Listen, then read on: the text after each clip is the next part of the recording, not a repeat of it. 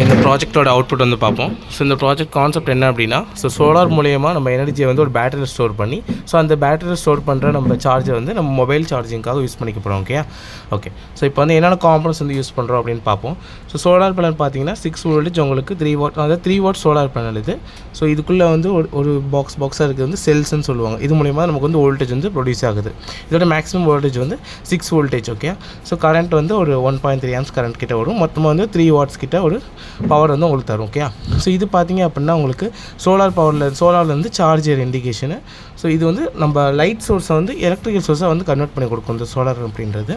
Next இங்கே வந்து ஒரு 12 வோல்டேஜ் 1.3 ஆம்ஸ் பேட்டரி யூஸ் பண்ணியிருக்கோம். இந்த பேட்டரி எதுக்காகனா சோலார் வந்து வர எனர்ஜியை ஸ்டோர் பண்ணுறதுக்காக.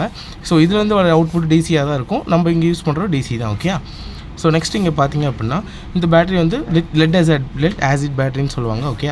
ஸோ நெக்ஸ்ட் இந்த இடத்துல வந்து ஒரு சுவிட்ச் யூஸ் பண்ணியிருக்கோம், ஆன் ஆஃப் சுவிட்சு. 0ன்றது ஆஃப், 1ன்றது ஆனு. நெக்ஸ்ட் இந்த இடத்துல வந்து ஒரு பக் கன்வெர்ட்டர் யூஸ் பண்ணியிருக்கோம். இந்த பக் கன்வெர்ட்டர் எதுக்காக அப்படின்னா இதுலேருந்து ஒரு வோல்டேஜை உங்களுக்கு ஸ்டெப் டவுன் பண்ணி கொடுக்கறதுக்காக. 12 வோல்டேஜ் வந்து இது வந்து 5 வோல்டேஜும் மாற்றி கொடுக்கும். அந்த 5 வோல்டேஜை வந்து நம்ம இதுக்கு கொடுத்துருக்கோம், இது ஆப்ரேட் ஆகிறதுக்காக. இந்த இடத்துல ஒரு கண்ட்ரோலர் போட்டுருக்கோம். இந்த கண்ட்ரோலர் எதுக்காக அப்படின்னா உங்களுக்கு வந்து இந்த வந்து எப்போ ஆன் ஆகணும் ஆஃப் ஆகணும் அப்படின்றத இது வந்து டிசைட் பண்ணும் இந்த கண்ட்ரோலர் அப்படின்றது. ஓகே. ஸோ எப்போ ஆன் ஆகணும், சோலார் வந்து சார்ஜிங் வந்தது அப்படின்னா இது வந்து ஆன் பண்ணி கொடுக்கும். ஓகே. அதான் கான்செப்ட்டு.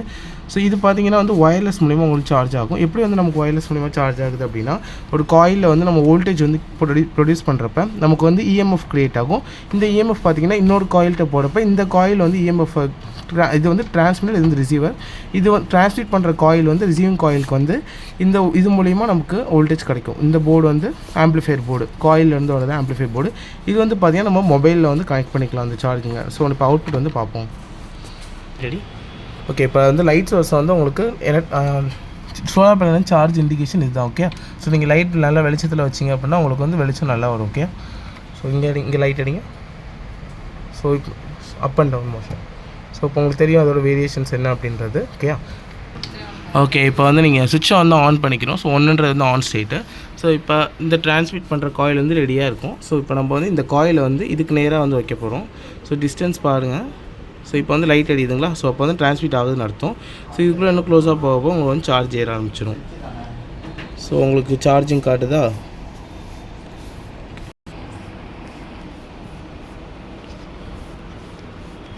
ஓகே. ஸோ நான் திரும்பி ஃபஸ்ட் வந்து பண்ணுறேன். ஸோ இப்போ பாருங்கள், இப்போ நான் பக்கத்தில் கொண்டு போகிறேன். ஸோ அங்கே லைட் அடிச்சு அப்படின்னா இங்கே வந்து சார்ஜ் ஏறும். ஓகே. ஸோ இப்போ சார்ஜிங்னு வருதா.